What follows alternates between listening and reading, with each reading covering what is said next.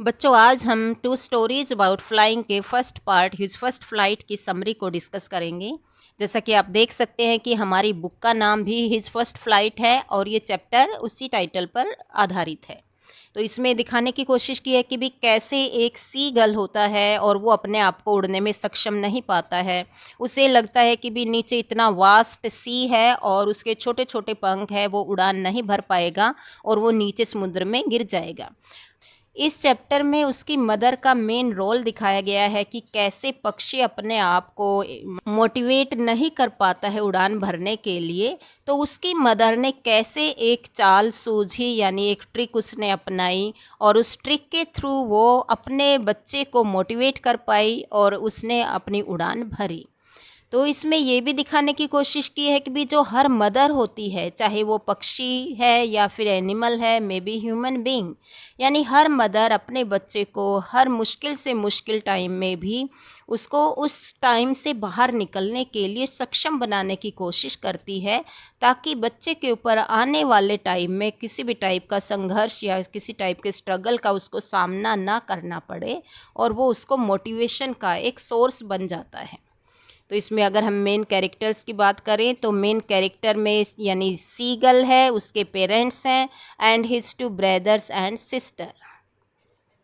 आगे देखिए, यानी समरी देखिए। The young seagull was alone on his ledge. His parents, two brothers and a little sister had flown away the previous day. जहाँ से हमारी story start होती हुई दिखाया गया है कि भी एक चट्टान के उसमें सीगल अकेला बैठा हुआ है।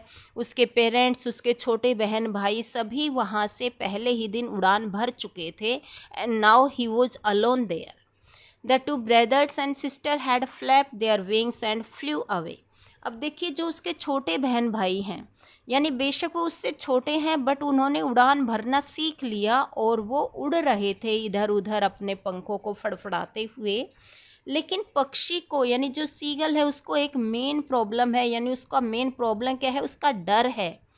वो अपने आप को मतलब मोटिवेट नहीं कर पा रहा है उड़ान भरने के लिए, क्योंकि उसके माइंड में एक डर बैठा हुआ है। और वो डर क्या है कि उसके जो विंग्स हैं, they will not support him and he will fall into the C.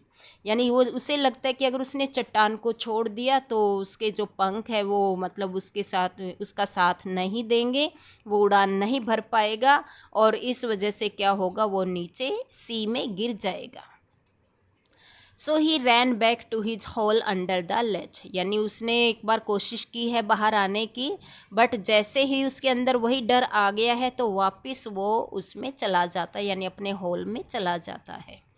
The young seagull's parents came around to take him with them. They told him that he would starve on the ledge, but the seagull was too afraid to move. बार बार उसके parents आते हैं, उसे वो डांटते हैं, यानी उसको मतलब डांटते हुए ये भी कहते हैं कि अगर तुम यहीं रहोगे तो तुम भूखे मर जाओगे, क्योंकि एक ही जगह पर उसको खाना कितने दिन तक मिल सकता है। अगर उसे अपना पेट भरना है then he have to come out from that place. लेकिन पक्षी अपने हिम्मत नहीं जुटा पा रहा था और वो वहीं पर बैठा हुआ था, इसलिए पेरेंट्स भी उसको डांट कर चले जाते हैं कि भाई यहीं बैठा रहेगा तो तुम भूखे मर जाओगे। आगे देखिए, 2 days pass the young seagull got nothing to eat. अब उसके पेरेंट्स, उसके भाई बहन उसको छोड़कर जा चुके हैं, यानी वो दूर से उसको देख रहा है, वो सभी इंजॉय कर रहे हैं, पानी में से मछली निकाल कर खा रहे हैं। पेरेंट्स से उसके छोटे बहन भाइयों को अलग अलग ट्रिक सिखा रहे थे और वो उनको और भी खुशी के साथ मोटिवेट कर रहे थे, क्योंकि उन्होंने उड़ना सीख लिया था। अब 2 दिन हो गए हैं, ना कोई उसके माता पिता आए उसको कुछ देने के लिए, ना ही बहन भाई, तो पक्षी काफ़ी भूखा था। और वो क्या देखता है, यानी दूर से बैठा हुआ वो देख रहा है कि भाई वो सभी खा भी रहे हैं, इंजॉय भी कर रहे हैं। एंड द अपनी मदर को देखता है कि भी उसकी मदर भी बैठी हुई है एक प्लेट्यू पर and she was eating a fish. The sight of food made him mad and begged her to bring him some food.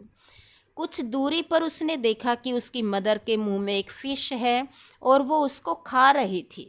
अब फूड का मतलब जो उसने देखा अपनी मदर के मुंह में फूड, तो पक्षी भूख के मारे और भी ज़्यादा पागल हो जाता है और वो अपनी मदर से रिक्वेस्ट करता है कि भी उसे भी खाना चाहिए।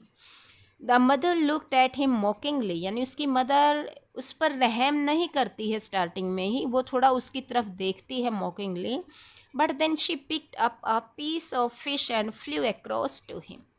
आखिर में फिर वो क्या करती है, फिश का एक टुकड़ा लेकर उसकी तरफ आती है। तो पक्षी ने जैसे ही देखा कि भी उसकी मदर उसकी तरफ आ रही है, तो वो खुशी से मतलब अपनी भाषा में चिल्लाने लगता है, मानो कि वो सेलिब्रेट कर रहा है कि भी उसकी मदर उसके लिए खाना लेकर आ रही है। लेकिन यहाँ पर देखिए मदर ने एक ट्रिक अपनाई है।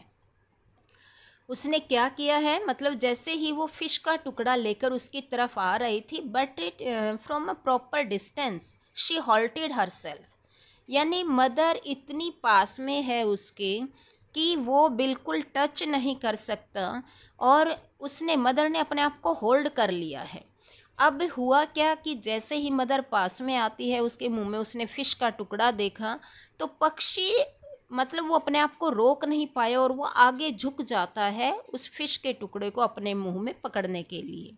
लेकिन जैसे ही वो झुका नीचे उस मतलब फिश का टुकड़ा लेने के लिए अपनी मदर से, तो वो अपने आप को प्लेट्यू से मतलब लेज से दूर पाता है, and he was falling down, यानी मदर तो थोड़ा दूर है लेकिन वो अपने आप को नीचे की तरफ गिरता हुआ पाता है। And his wings open automatically, यानी उसके पंख अपने आप खुल जाते हैं, और जैसे ही पंख खुलते हैं तो वो थोड़ा डर जाता है क्योंकि उसे लगता है कि वो नीचे गिर रहा है।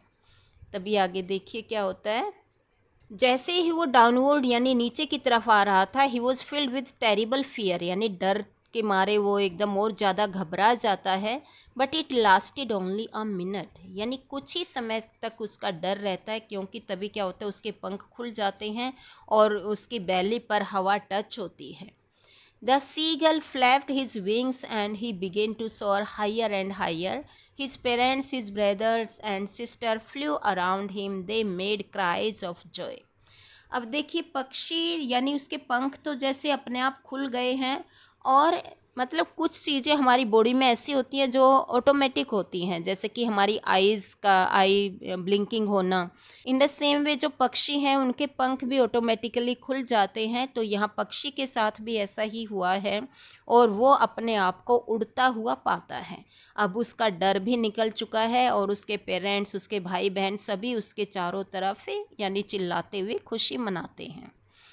After some time, the seagull's parents, his brothers and sister landed on the green sea. तभी क्या होता है, क्योंकि जो उसके पेरेंट्स हैं, बहन भाई हैं, वे तो काफ़ी मतलब एक्टिव हो चुके हैं, सक्षम हो चुके हैं फ्लाइंग में, वो अपने आप को यानी ग्रीन सी पर वो बैठ जाते हैं। The seagull thought it was hard to land. अब पक्षी को ऐसा लगा कि भी ये ज़मीन होगी यानी जहाँ वो अच्छे से बैठ सकता है, बट जैसे ही उसके पैर टच होते हैं उसमें ही फाउंड हिमसेल्फ सिंकिंग, यानी क्योंकि उसके पैर नीचे पानी में चलने शुरू हो जाते हैं, तो फिर से वो डर जाता है। The seagulls legs sank into the sea. He cried in fear, but then his belly touched the water. लेकिन जैसे ही उसकी बैली यानी उसका पेट पानी से टच होता है, तो वो अपने आप को डूबता हुआ ना पाकर वो उसमें तैरता हुआ पाता है अपने आप को, और इस तरीके से उसने सी में फ्लोट करना स्टार्ट कर दिया। All the family members praised the seagull. They gave him fine fish to eat. अब जो उसका पूरा परिवार है उसके चारों तरफ घूम रहा था, यानी पानी में से फ़िश वगैरह निकाल कर अपने मतलब पक्षी को खिला रहे थे। एंड दे ऑल वर मतलब सेलिब्रेटिंग हिज फर्स्ट फ्लाइट। पूरा परिवार यानी उसके माता पिता भाई बहन सभी उसकी फ़र्स्ट फ्लाइट को एंजॉय कर रहे थे। अब यहाँ से जो सीखने वाली बात हमें मिलती है इसमें एक तो ये है कि without any effort success can't be achieved.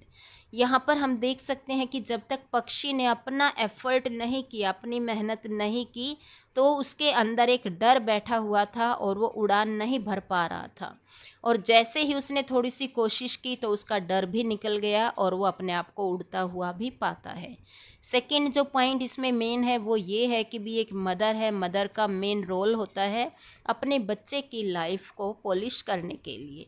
तो यहाँ पर भी जैसे सी गर्ल की मदर ने एक ट्रिक अपनाई और वो ट्रिक ये थी कि भाई भूख के मारे वो बिल्कुल पागल सा हो रहा था और फूड वो लेकर जाती है बट एक प्रॉपर डिस्टेंस पर आकर वो उसको फूड नहीं देती है and it motivated him to take food from his mother. यानी उसी मूवमेंट ने पक्षी को मोटिवेट किया और वो अपनी मदर की तरफ झुका फूड को लेने के लिए, और उसी मूवमेंट वो अपने आप को, यानी पहले तो वो नीचे गिरता हुआ पाता है और जैसे ही उसके पंख ऑटोमेटिकली खुल जाते हैं तब वो अपने आप को उड़ता हुआ पाता है। And now he was not squaring about flying, यानी अब उसे कोई डर नहीं था और अपने पंखों पर भी अब उसको विश्वास हो चुका था। And now he has learn how to fly.